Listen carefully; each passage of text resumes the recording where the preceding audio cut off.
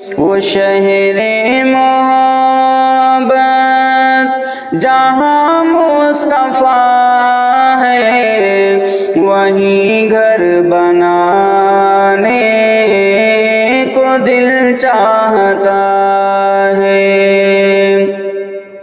وہ شہر محبت،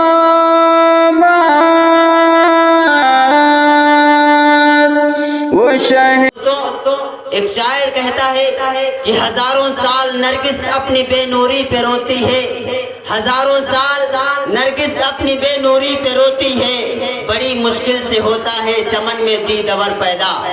تو دوستو انہی چمن میں دیدور پیدا جو ہوا ہے، تو اس سے میری مراد محترم جناب حضرت مولانا سمیع الدین صاحب القاسمی، استاد مدرسہ فیض العلوم نانپارہ ضلع بہرائچ، یہ حضرت والا تشریف لائے اور اپنی قیمتی باتوں سے ہم سامعین کو محظوظ فرمائیں۔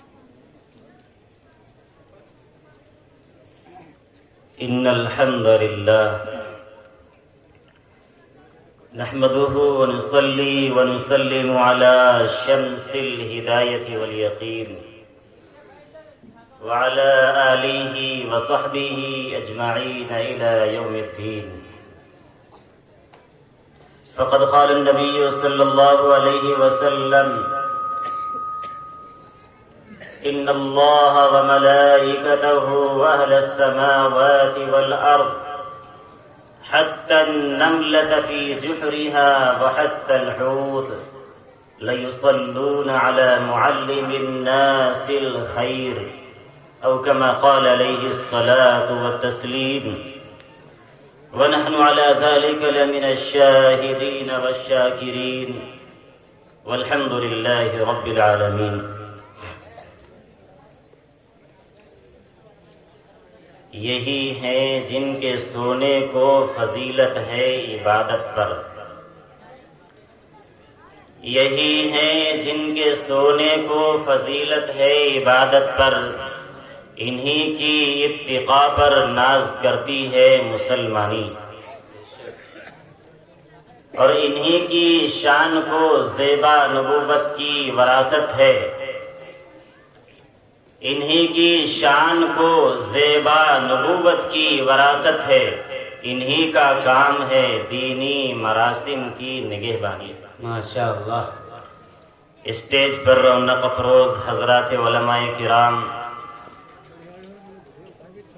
سامعین ذی وقار اور دور دراز سے مختلف جگہوں سے تشریف لائے ہوئے مہمانان کرام،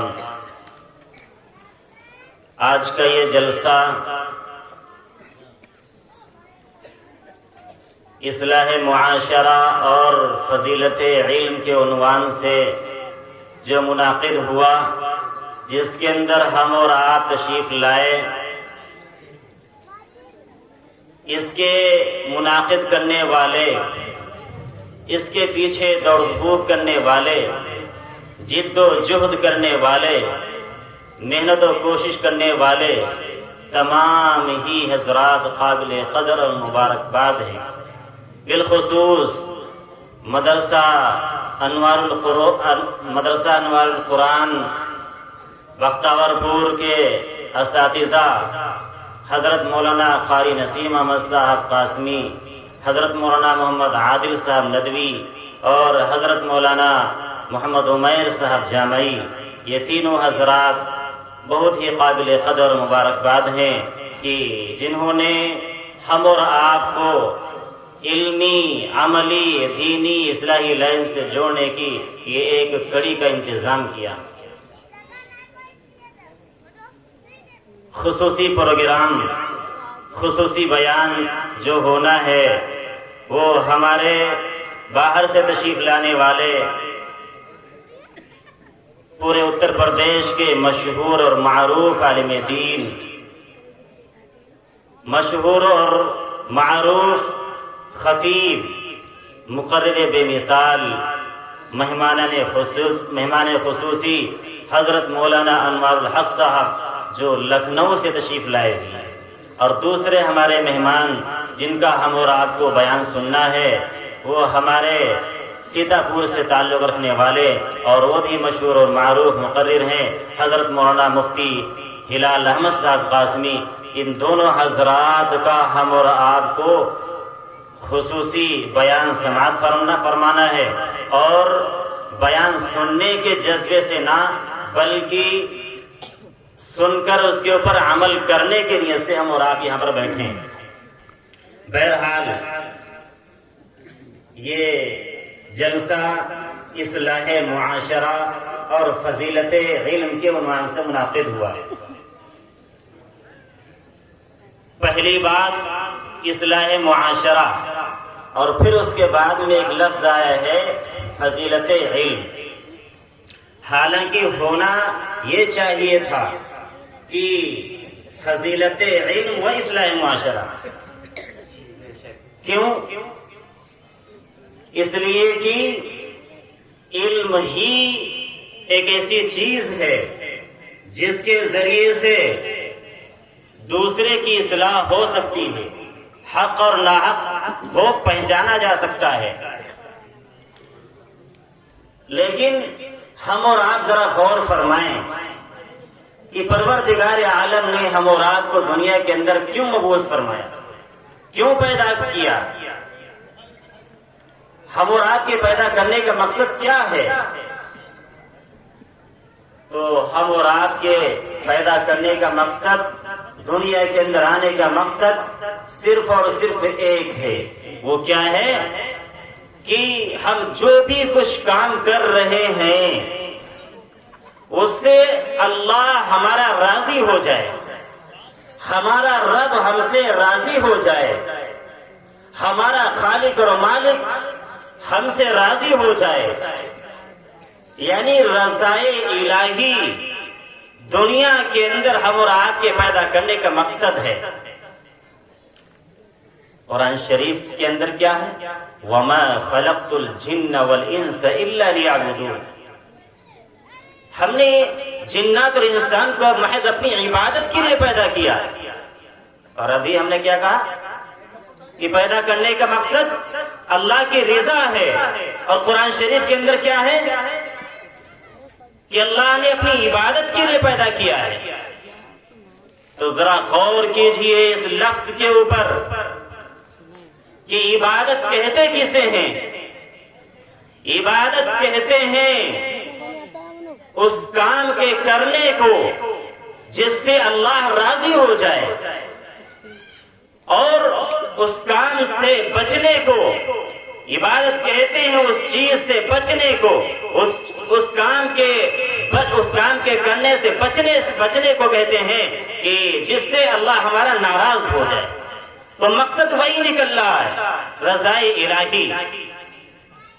لیکن رضائے الہی کب ہم کو حاصل ہوگا؟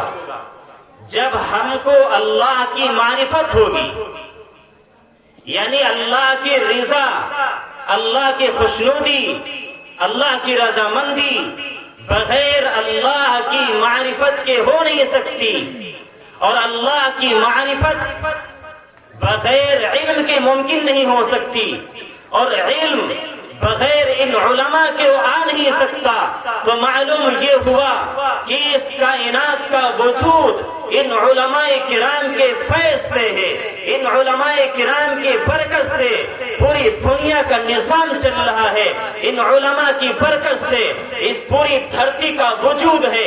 آسمان کے اندر چاند و سورج نکل رہے ہیں، زمین یہ قائم ہے، آسمان اور سورج اپنے اپنے کام کے اوپر لگے ہوئے ہیں، یہ علماء کے وجود کی برکت سے ہے۔ اگر علماء نہ ہوتے تو ہم اور آپ کو حق کیا ہے، باطل کیا ہے، یہ سمجھانے والا کون؟ تو معلوم ہوا کہ اللہ کی رضا بہت ضروری ہے، اور اللہ کی رضا بغیر اللہ کی معرفت کے، اور اللہ کی معرفت بغیر علم کے، اور علم بغیر علماء کے حاصل نہیں ہو سکتا۔ یہی وجہ ہے کہ صحابہ کرام رضی اللہ تعالی عنہم اجمعین اللہ کے نبی علیہ السلام سے براہ راست علم حاصل کرتے تھے. اس کے بعد میں تابعین آئے, تبع تابعین آئے, یہ سلسلہ چلتا رہا اور یہ سلسلہ چلتا رہا. آج اللہ کا فضل ہے کہ یہ علماء موجود ہیں. جب تک یہ علماء موجود رہیں گے تب تک یہ کائنات کا نظام چلتا رہے گا. لیکن جب یہ علماء دنیا سے ختم ہو جائیں گے, اس وقت نہ ہم اللہ کو پہچانیں گے, نہ ہم حق و ناحق پہچانیں گے, ساری برائیاں عام ہو جائیں گی. تب اللہ تبارک و تعالیٰ اپنے فرشتے حضرت اسرافیل علیہ السلام کو حکم دیں گے, سور پھونک دو. وہ تو تیار کھڑے ہوئے ہیں, اپنے ہاتھ میں سور لیے ہوئے ہیں. جیسے اللہ کا حکم ہوگا فوراً اللہ کے حکم سے حضرت اسرافیل علیہ السلام سور پھونک دیں گے. یہ کب ہوگا؟ جب اس دنیا سے, دھرتی سے علماء کا وجود ختم ہو جائے گا, تب اللہ تبارک و تعالیٰ اس دنیا کے اندر قیامت قائم فرمائیں گے. لیکن بات یہ ہے کہ یہ علماء کا وجود بہت ضروری ہے. اللہ تبارک و تعالیٰ ان علماء کو اٹھا لیں گے. ایسا نہیں ہو سکتا کہ آدمی سو رہا ہے, مولانا صاحب ہیں, عالم صاحب ہیں, مفتی صاحب ہیں, اور اچانک ان کے سینے سے علم غائب ہو گیا. نہیں, ان اللہ لا ينتزع العلم, لا يقبض العلم. اللہ تبارک و تعالی اپنے بندوں کے سینوں سے علم کو ایسے نہیں اٹھائے گا, بلکہ یقبض العلم بقبض العلماء, بلکہ اللہ تبارک و تعالی علم کو اٹھا لیں گے اس بنیاد سے, علماء کو ختم کر کے, علماء کو اپنے پاس بلا کر کے, اور علماء کو اپنے پاس اللہ تبارک و تعالی کب بلائیں گے؟ یعنی عام طور پر اس سے پہلے, یعنی دوسرا سال چل رہا ہے وفات العلماء, علماء کی وفات کا سال. یہ علماء دنیا سے جا رہے ہیں. ہر جگہ سے علماء جو اللہ کے محبوب بندے ہیں, اللہ کے متقی پرہیزگار بندے ہیں, وہ دنیا سے رخصت ہو رہے ہیں. کیوں؟ کیا وجہ ہے؟ سید حضرت استاد محترم ام المدارس ازہر ہند دارالعلوم دیوبند کے استاد اور شیخ الحدیث و تفسیر حضرت مولانا مفتی سعید احمد صاحب پالنپوری دامت برکاتہم رحمت اللہ علیہ اپنے دوران درس میں یہ بات فرمائی تھی کہ جب شوہر اپنی بیوی سے ناراض ہوتا ہے یا بیوی اپنے شوہر سے ناراض ہوتی ہے اور بیوی اپنے شوہر کے خلاف کام کرتی ہے, اپنی منمانی کرتی ہے, بیوی شوہر کی بات نہیں مانتی, وہ اس سے ناراض ہو جاتی ہے, تو اللہ تبارک و تعالی شوہر کو اپنے پاس بلا لیتے ہیں. لیکن جب یہ امت اپنے علماء کی بدگوئی کرے, اپنے علماء سے رشتہ ختم کر لے, اپنے علماء سے تعلق کو ختم کر لے گی, اپنی یہ امت اپنے علماء کی برائی کرنے لگے گی, غیبتیں کرنے لگے گی, تو حضرت شیخ فرماتے ہیں کہ اللہ تبارک و تعالی امت کے علماء کو اپنے پاس بلا لیں گے. اور یہی ہو رہا ہے. اس لیے ہم اور آپ کا یہ فریضہ ہے کہ ہم اور آپ ان کی قدر کریں, ان کے مقام و مرتبے کو پہچانیں کہ یہ کیا ہے, ان کے سینوں کے اندر کیا ہے. یہ مسجد اور مدرسے کے اندر بیٹھ کر ٹوٹی ہوئی چٹائی کے اوپر بیٹھ کر قال اللہ اور قال الرسول کی صدائیں بلند کرنے والے, ان کا مقام و مرتبہ ہم کو معلوم نہیں ہے.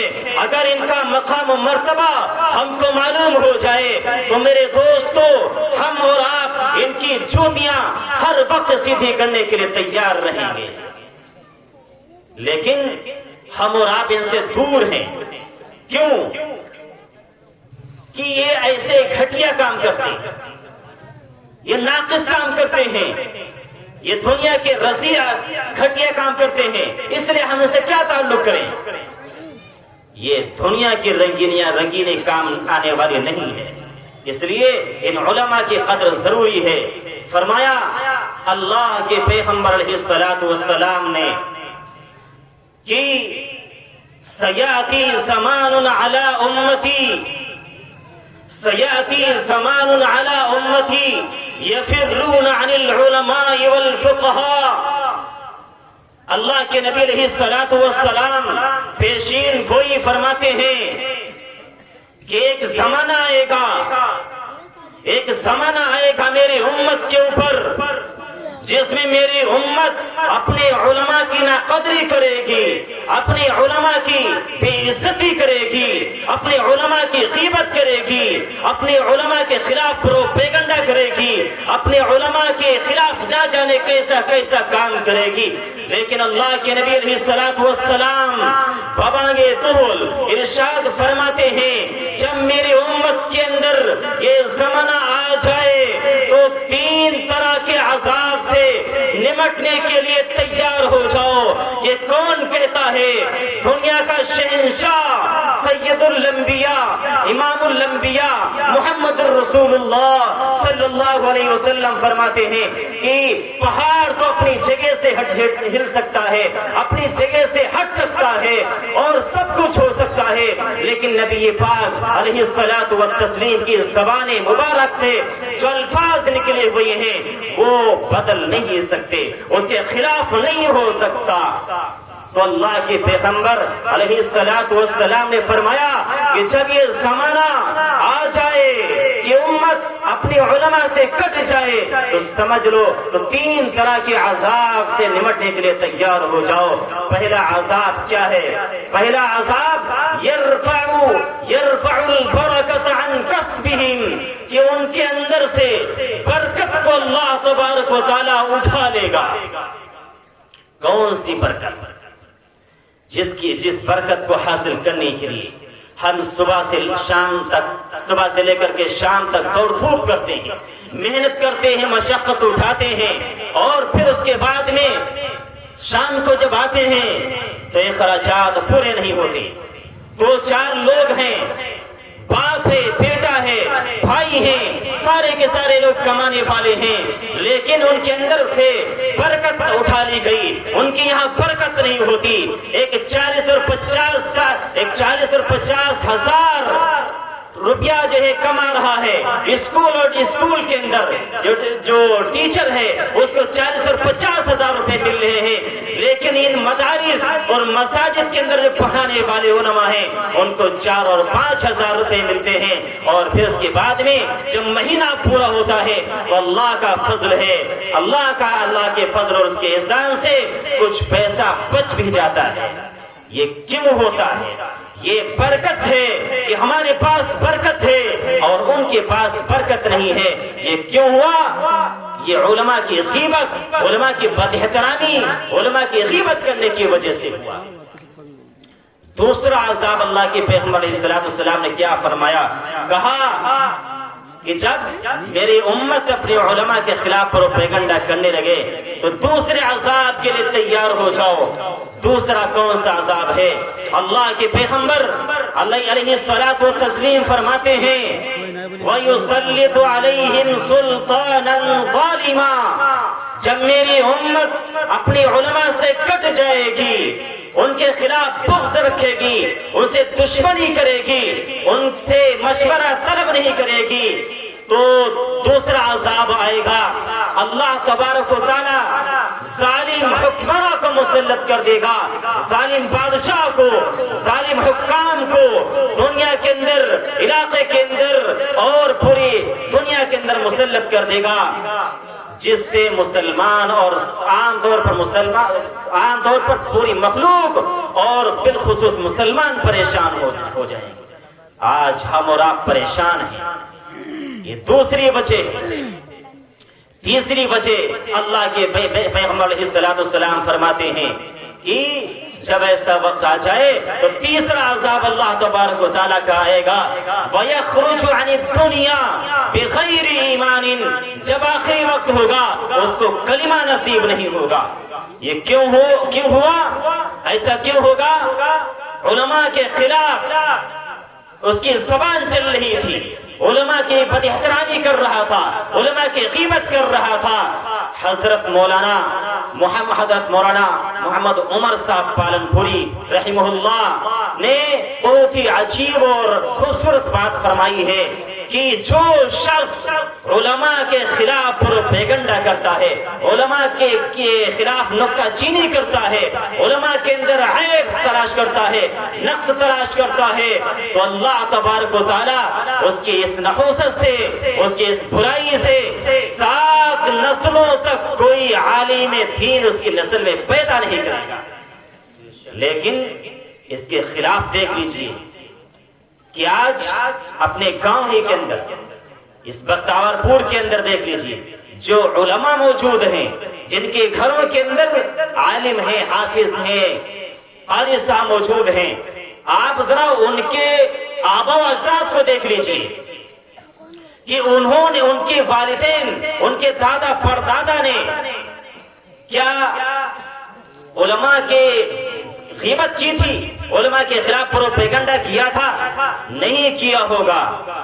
اسی لیے نہیں کیا ہوگا، بلکہ انہوں نے علماء سے محبت رکھی ہوگی، علماء سے تعلق رکھا ہوگا۔ اس بنیاد پر وہ تو عالم نہیں تھے، وہ تو حافظ نہیں تھے، لیکن اللہ تبارک و تعالیٰ نے ان کے گھروں کے اندر چراغ جلا دیا، ایک سورج اور چاند پیدا کر دیا، ایک حافظ قرآن، عالم دین اور قاری قرآن پیدا کر دیا۔ یہ علماء سے محبت کا نتیجہ ہے۔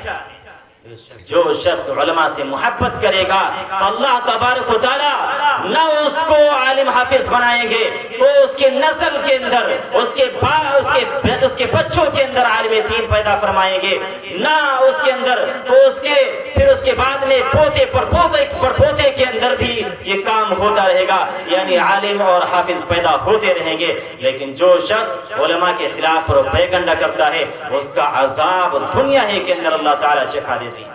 اسی لیے حضرت مولانا الیاس صاحب رحمہ اللہ نے جو تبلیغ کا کام شروع کیا تو کچھ لوگوں نے شکایت کی مقامی علماء ہمارا ساتھ نہیں دیتے۔ حضرت نے فرمایا خبردار، دوبارہ شکایت نہ ملے، کس کے بارے میں زبان کھول رہے ہو، ذرا غور کرو۔ یہ علماء انبیاء کے وارث ہیں، ان العلماء ورثۃ الانبیاء فإن الانبیاء لم یورثوا دینارا ولا درہما۔ یہ علماء کے خلاف تم شکایت کر رہے ہو، یہ شکایت علماء کی نہیں ہے بلکہ علماء انبیاء کے وارث ہیں، تو بالواسطہ اللہ کے نبی علیہ الصلوۃ والسلام کی گویا کی شکایت کر رہے ہو۔ یہ علماء جس کام کے اندر لگے ہوئے ہیں اسی کام کے اندر لگے رہنے دو۔ تم کہیں جماعت کے اندر جاؤ، جماعت کو لے کر کے جاؤ، ان کی تشکیل مت کرنا، ان سے بات مت کرنا، صرف دعا کی درخواست کرنا اور اپنی کارگزاری سنانا، اور یہ کارگزاری مت سنانا کہ ہم نے اتنی جماعتیں نکال دی ہیں۔ یہ اخلاص نہیں ہے، یہ ریاکاری ہے۔ آج کل جہاں کہیں دیکھو مراکز کے اندر جب تبلیغی جماعت کی کارگزاری پیش کی جاتی ہے، آج ہم نے اتنی جو ہے جماعتیں نکالی ہیں، وہاں پر کارگزاری کیا پیش کرنی چاہیے کہ آج ہم نے کتنے لوگوں کو ایمان اور اسلام کے دورے سے سرفراز فرمایا ہے، کتنا ہم نے نماز اور روزے کو سکھلا دیا ہے، کتنا نماز کے متعلق ہم نے مسائل بتائے ہیں، یہ اس کی کارگزاری سنانی چاہیے۔ تو حضرت مولانا الیاس صاحب رحمہ اللہ نے یہ بات فرمائی، کہا کہ ان کی شکایت مت کرنا، اور خبردار اگر شکایت کرو گے تو ہمارا خدشہ ہے کہ کہیں تمہارا ایمان کے اوپر خاتمہ نہ ہو۔ خاتمہ ایمان کے اوپر ممکن ہو سکتا ہے، ممکن نہیں ہو سکتا ہے، اس لیے علماء کی شکایت مت کرنا۔ اور حضرت مولانا رشید احمد صاحب گنگوہی رحمہ اللہ نے تو یہ لکھا ہے کہ جو شخص دنیا کے اندر علماء کی جو ہے بدگوئی کرتا ہے، غیبت کرتا ہے، ان کی برائیاں کرتا ہے، ان کے اندر نقص تلاش کرتا ہے، کمیاں تلاش کرتا ہے، تو اس کی قبر کو کھود کر کے دیکھو، اللہ تبارک و تعالیٰ اس کے رخ کو، اس کے چہرے کو قبلے کی رخ سے پھیر دیتا ہے۔ دیکھ لیجئے کتنی نحوست ہے۔ تو یہ علماء کا مقام ہے، ان سے ہم اور آپ کو تعلق قائم کرنے کی ضرورت ہے۔ اگر آج ہم ان سے تعلق قائم نہیں کریں گے، ان سے محبت قائم نہیں کریں گے، تو ایک وقت آئے گا کہ اس دنیا کے اندر کوئی جب اللہ کا نام لینے والا نہیں ہوگا، کوئی جب قرآن کا حافظ نہیں ہوگا، مسائل کا جانکار نہیں ہوگا، کوئی سکھانے والا نہیں ہوگا، تو کوئی بھی سکھانے والا نہیں ہوگا، تو قیامت قائم ہو جائے گی۔ جب قیامت قائم ہو جائے گی پھر پوری دنیا جو تہس نہس ہو جائے گی۔ اس لیے ضرورت ہے کہ ہم اور آپ ان علماء کی قدر کریں، ان علماء سے محبت کریں، ان علماء سے تعلق قائم کریں۔ لیکن ایک بات اور ہے کہ علماء حضرات یہ اپنے دل کے اندر نہ سوچیں اتنی بڑی فضیلت ہم کو مل گئی ہے چلو ہم فرائض کو بھی چھوڑ دیں، نہیں، یہ حشر ان کے ساتھ ہوگا، جو ان کے ساتھ ہوگا ان کی آپ کو کیا فکر ہے؟ اگر ان کو اللہ تبارک و تعالیٰ اپنی رضامندی نصیب کرنا نہ ہوتا تو اللہ تبارک و تعالیٰ ان کو علم کی دولت سے سرفراز نہ فرما دے۔ امام محمد رحمہ اللہ، ان کا جب انتقال ہوا کسی نے خواب میں دیکھا، کیا ہوا؟ کہا کہ یہاں معاملہ گڑبڑ تھا، معاملہ گڑبڑ تھا۔ اللہ تعالیٰ نے پوچھا اے محمد تم کیا مانگتے ہو؟ شاید امام احمد بن حنبل رحمۃ اللہ علیہ کے متعلق بات ہے، تو ان سے پوچھا کہ بتاؤ کیا چاہتے ہو؟ کہا کہ اللہ ہم آپ کی رضا تلاش کرتے، ہم آپ کو پہچاننا چاہتے ہیں، آپ کی رضا ہم کو چاہیے۔ چنانچہ کہا، اللہ تعالیٰ نے کہا کہ اگر ہم آپ کو رضا آپ کو حاصل نہ کرتے، اگر ہم آپ کو اپنی رضا نہ دینا چاہتے تو ہم آپ کو اپنا علم بھی نہ دیتے۔ تو معلوم ہوا کہ جس کے پاس علم ہے تو آج نہیں کل اللہ تعالیٰ اپنی رضا بھی ضرور نصیب فرمائیں گے۔ اس لیے فرمایا کہ علماء سے محبت کرنا گویا کہ اللہ کے نبی علیہ الصلوۃ والسلام سے محبت کرنا ہے، اور جس نے اللہ کے نبی علیہ الصلوۃ والسلام سے محبت کی گویا کہ اس نے اللہ سے محبت کی۔ اللہ تبارک و تعالیٰ نے علماء کی بھی فضیلت بیان فرمائی ہے، اور عوام کی اور تمام ذی علم لوگوں کی فضیلت بیان فرمائی ہے۔ اس لیے فرمایا کہ علماء کی قدردانی کرو، علماء سے محبت کرو۔ حب درویشاں کلید جنت، حب درویشاں کلید جنت، دشمن ایشاں سزا وار لعنت۔ اگر ہم ان سے محبت کریں گے تو ہم کو اللہ کی رضا نصیب ہوگی، اور ان کے تعلق کی وجہ سے کل جنت کا فیصلہ ہمارے حق میں ہوگا۔ اور اگر خدا نخواستہ ان کے خلاف کام ہو گیا، ان سے دشمنی رکھی، تو اللہ تبارک و تعالیٰ ہم اور آپ کو جنت سے جو محروم کر سکتے ہیں۔ اس لیے ان سے محبت کرنا ضروری ہے۔ جگر مراد آبادی نے ایک بہت بڑا شرابی اور کبابی شرابی تھا، اس نے ایک عالم دین سے محبت کا تعلق قائم کیا، حضرت مولانا اشرف علی صاحب تھانوی رحمہ اللہ سے تعلق قائم کیا، جس کے نتیجے میں ساری خرافات اس کے اندر سے چھوٹ گئی، اور دعا کے لیے کہا کہ حضرت ہمارے لیے دعا کر دیجئے، کون سی دعا کرانا چاہتے ہو؟ تو اس نے کہا، جگر مراد آبادی نے کہا کہ ہم کو 4 دعاؤں کی ضرورت ہے۔ کون کون سی ہے؟ کہا کہ پہلے نمبر پر دعا یہ ہے، دعا یہ کر دیجئے کہ ہمارے اندر ایک لت لگی ہوئی ہے، ایک شراب پینے کی عادت ہے، بغیر شراب پیے ہمیں ایک شعر اسٹیج کے اوپر نہیں گر سکتے۔ چنانچہ کہا ایک جو ہے یہ عادت جو ہے، یہ لت، یہ برائی ہے، یہ ختم ہو جائے ہمارے اندر سے، شراب پینے کی عادت ختم ہو جائے۔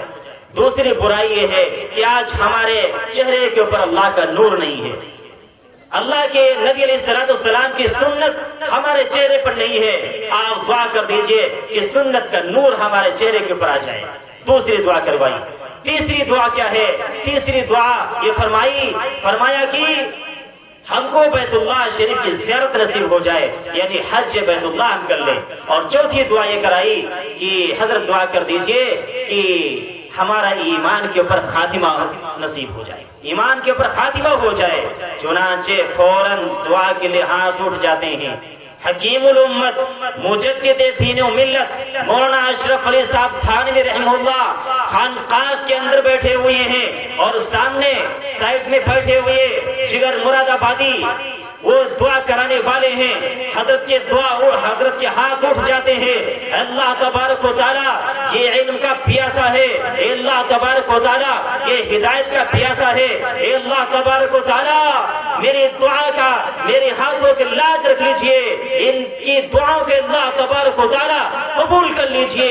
چنانچہ یہ چاروں دعائیں، تین دعائیں تو دنیا ہی کے اندر قبول ہو گئی ہیں کہ حج بیت اللہ نصیب ہو گیا، اور وہاں سے جب 4 مہینے کے بعد آئے تو جو سنت کا جو ہے سنت کا نور جو ہے چہرے کے اوپر نکل آیا، اور پھر اس کے بعد میں جب بمبئی کے ساحل پر اترے وہاں پر ایک شعر کہا کہ چلو دیکھ آئیں تماشا جگر کا، چلو دیکھ آئیں تماشا جگر کا، سنا ہے وہ کافر مسلمان ہوا ہے۔ وہاں سے چلے میرٹھ کے اندر جب پہنچے، میرٹھ کے اندر جب تانگے کے اوپر بیٹھے ہیں، دیکھتے کیا ہیں وہ آرام سے تانگے والا، تانگا ہانکنے والا، تانگا چلانے والا یہ گنگنا رہا ہے، یہ شعر پڑھ رہا ہے، چلو دیکھ آئیں تماشا جگر کا، سنا ہے وہ کافر مسلمان ہوا ہے۔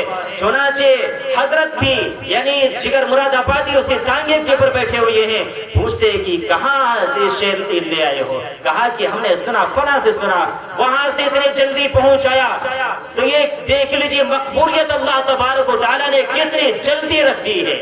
تو تینوں دعائیں قبول ہو گئیں۔ وارجو الرابعہ، راوی کہتا ہے کہ مجھے چوتھی چیز کے بارے میں یعنی چوتھی جو دعا ہے ایمان کے پر خاتمہ، وہ بھی انشاءاللہ کام ہوگا جو ہے انشاءاللہ نصیب ہو گیا ہوگا۔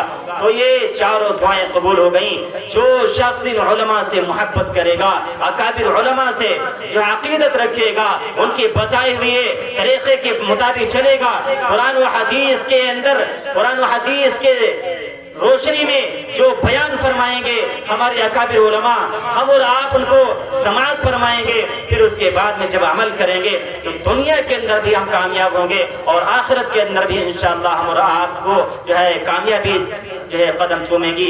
اللہ تبارک و تعالیٰ سے دعا ہے کہ اللہ تعالیٰ ہم سب کو ان اکابر علماء کی قدردانی اور ان سے محبت کرنے کی توفیق عطا فرمائیں۔ ہمارے حضرت والا تشریف لا چکے ہیں، اس لیے میں حضرت ہی کا جو ہے ان کو وقت دیتا ہوں۔ وما علینا الا البلاغ۔ ماشاء اللہ۔